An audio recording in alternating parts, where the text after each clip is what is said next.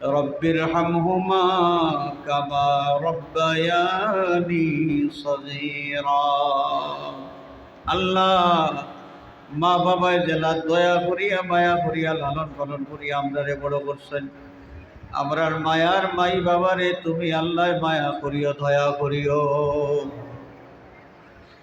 মা বাবে কতখান করছেন আওলাদর লাগি। আওলাদর বাপ হওয়ার বাদে অনেক থোড়া বুঝিয়া আগে বুঝছি না। মা বাবার কত এহসান, মা বাবার হক আদায় করতাম পারছি না। যারা মা বাবা দুনিয়ায় বাঁচিয়ে আছে,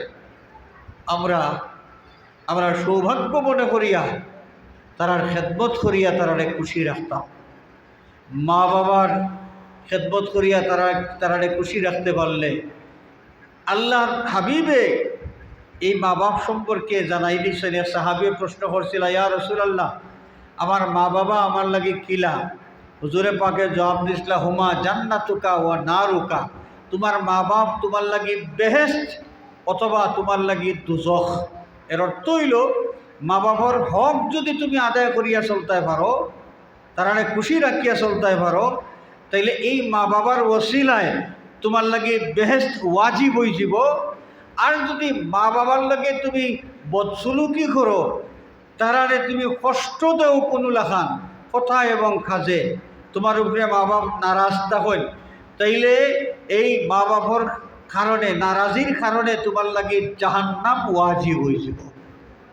আমরা যে ভাই অকল বাবা অকলের মা বাপ এখনো আছেন দুনিয়ায়, আমরা সতর্ক থাকতাম। আমরা নবীর সামনে হাসরের ময়দানে যদি উজ্জ্বল চেহারা লইয়া উঠতে হয়, তাহলে দুনিয়ায় থাকতে মা বাবার লোকে বেয়াদবি করতাম না, মা বাবার লোকে বদসুলুকি করতাম না। আজকালকার সমাজটা বড় নিষ্ঠুর হয়ে গেছে, বড় নিষ্ঠুর সমাজ। এক বাপর ফুয়া হইলা 4 জন, বড় ফুয়া বিদেশ গেছেন কি, এই ফুয়ারে বিয়া করাই দিয়েছেন নেনি। আর সরু সরু ফুয়ানিটা পড়াশোনাত আসেন, এখনো কামো কাজও লাগছেন না।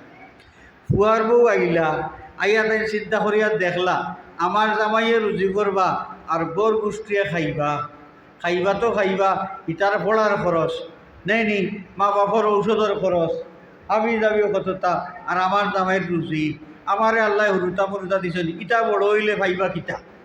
ওটা চিন্তা ফিকির করিয়া একটা বেঠিন আছেন, জামাই লইয়া আলগা হয়ে যায়। একটা বেঠাইন আছেন নেই, মা বাপরে থইয়া তারা আলগা হয়ে যায়। একটা বিষয় মনে রাখতে হইব, আমরা নমাজ পড়া কিতা, হুকুম কিতা, ফরজ না নফল? ফরজ। নমাজ পড়া জেলা ফরজ, রোজা রাখা জেলা ফরজ, ঠিক সেইভাবে মা বাপরে লইয়া থাকাও ওলা ফরজ। মা বাপরে বঞ্চিত করা এটা ফরজ তরক করা। মা বাপরে বঞ্চিত করা, নমাজ তরক করা জেলা ফরজ লঙ্ঘনের কবিরা গুনাহ। মা বাপরে বঞ্চিত করলে ওলা কবিরা গুনাহ। আর হিটা আর ইটায় বেশ কম কিনা, নমাজ তরক করলে কোনো বেটায় খান দিয়া কুটিয়া কোনো সুরত হয়তো আল্লাহরে খুশি করিলেই তো পারে নেই। কিন্তু মা বাপরে বদসুলুকি করিয়া যদি কোনো মানুষে বেজার করেন, তাইলে মা বাপ খুশি না হওয়া পর্যন্ত আল্লাহ এই আওলাদের উপরে খুশি হইতা নাই। তান হজেও খামাইতো নাই, তান উমরায়ও খামাইতো নাই, তান কোনো এবাদত বন্দেগী কোনো খামাইতো নাই। সবে কদরও তান দোয়া কবুল হইতো নাই, সবে বরাতও তান দোয়া কবুল হইতো নাই, ঈদর দিন তান দোয়া কবুল হইতো নাই, ঈদর রাইত তান দোয়া কবুল হইতো নাই, যতক্ষণ পর্যন্ত মা বাবা এই আওলাদের উপরে রাজি না হয়েছে।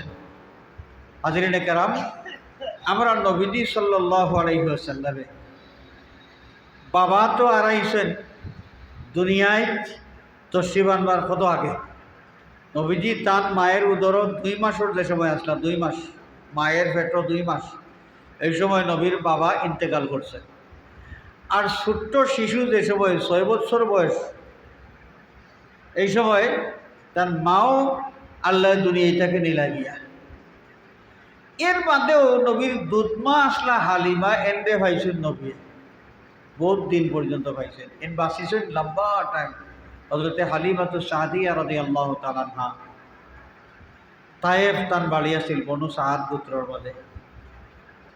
এই দুধমারে দেখিয়া আল্লাহ নবী কি পরিমাণ তাজিম করছেন একটা রেওয়ায়ত হইয়াও আমি শেষ করলি। আর একদিন সাহাবায়ে কেরামরে লইয়া আল্লাহ নবী আজাগার তসিব রাখছেন, মজলিস চলেন, আখটা দেখা যায় বুড়া এক বেটি বয়সর বারে কুকুড়া হয়ে গেছেন, ফিন্ন ময়লা কাপড় চোপড়।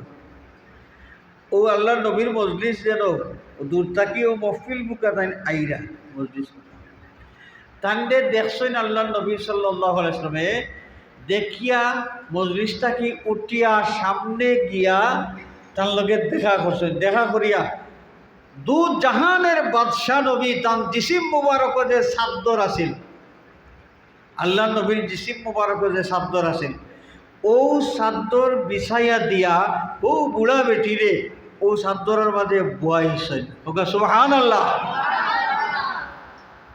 বনতাকে উঠিয়া গেছেন, গিয়া আগুইয়া গেছেন, সম্মান করছেন। আর নিজের জিসিম মুবারকর যে চাদর ওখান মাটির মাঝে বিছাইয়া দিয়া নাইনি তান্ডে বইছেন সম্মান করিয়া। সাহাবায়ে কেরাম এখান দেখিয়া ছাই রইছেন এবং সকলের চৌকেতে ছাইয়া বুঝা যায় তারা অবাক হয়ে গেছেন। কিন্তু এক বুড়া বেটি ময়লা ছয়লা কাপড় পিন্ধ আর ও বেটিরে দেখি আল্লাহ নবী মহফিল তাকে উঠিয়া আগুইয়া গেলা গিয়া এই বেটিরে অত সম্মান করেন।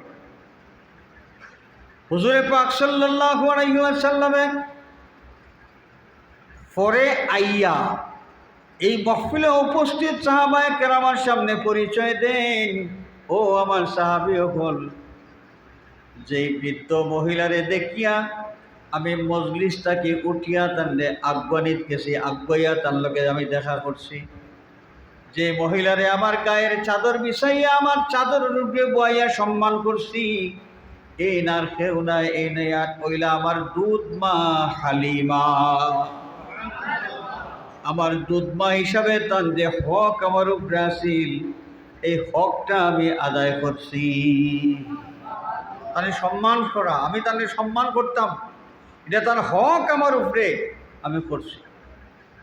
ময়লা ফয়লা কাপড় চোপড় লইয়া নিজর মা অথবা বাপ যদি গরতা কইনার কুয়াই বিদেশি কোনো চাদর আনয়নার বউয়ে বিছাইন বিছনার উপরে, ময়লা কাপড় লইয়া ফুয়ার মা যদি বইতা চাইন ই বিছনা চাদরের উপরে, কইবা আম্মা আম্মা আম্মা গোত্র মাটি গো ও নয়া চাদর খান বিছাইছি, এ তো ময়লা করে যাইবারে গো, বিদেশি চিল্লানি আরম্ভ করে দেব।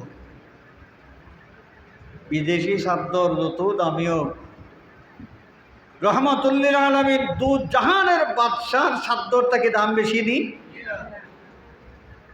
তাই যদি তান দুধ মারে আপন মা নাই দুধ মারে যদি অতখান সম্মান করতে পারো। আর আল্লাহ নবী বুঝাই দিলা যে দুধ মার হক হইল আমার উপরে কান, তে আপন মার লাগে উম্মতে কতখান করতা। কোনো ফুয়ায় যদি বিদেশ থাকি বিছনা চাদর এখান আনন বিছাই না, তার মা অথবা বাপ যদি ই বিছনা চাদরের উপরে বই যায়, এই আওলাদর খুশকিসমত তার মন দে তাই অতখান বুঝ দিতে পারবা আমার সার্থক হয়ে গেছে চাদর বিদেশ থাকি আনা, আমার মারে বইতাম পারছি চাদরের উপরে, আমার বাপরে বইতাম পারছি চাদরের উপরে, ওখান খুশি হওয়ার কথা না নেই। যারা খুশি হইবা এরা ও আসল কাম করবা, আর যারা কপাল কুচ করি লইবা নাইনি যে ময়লা কাপড় থাকি নয়া বিদেশি চাদর ময়লা হয়ে যাব, তারা ইনো বই গেলে মন খারাপ করবা, ও একদম নিজের কিসমত আটে যাব। যাও আল্লাহ পাকে আমরারে খুশি করছেন, তার হাবিবরে দুনিয়ায় পাঠাইয়া আমরারে এই নবীর উম্মত হওয়ার সুযোগ দিয়া, আর হাসরের ময়দানও আল্লাহর নবীরে আমরা খুশি করতাম। এই দুনিয়ায় নবীজির যে তরিকা আছে, যে সুন্নত আছে, যে আদর্শ আছে, এই আদর্শ অনুসরণ করিয়া আমরা জীবন পরিচালনা করার মাধ্যমে হাসরের ময়দানও আমরা নুরানি চেহারা লইয়া আল্লাহর নবীর সামনে হাজির হইয়া আল্লাহ নবী আমরা উজ্জ্বল চেহারা দেখলে হাসরের ময়দানে খুশি হয়ে যাবা। আল্লাহ আমরা তৌফিক দিতা, আমরার মাঝে এই যোগ্যতা আল্লাহ দিতা, দুনিয়ায় আমরা নবীর তরিকা মানিয়া চলতাম, হালাল হারাম জায়েজ না জায়েজ এটা মানিয়া চলতাম। আর আজকের যে মহফিল, এই মহফিল বড়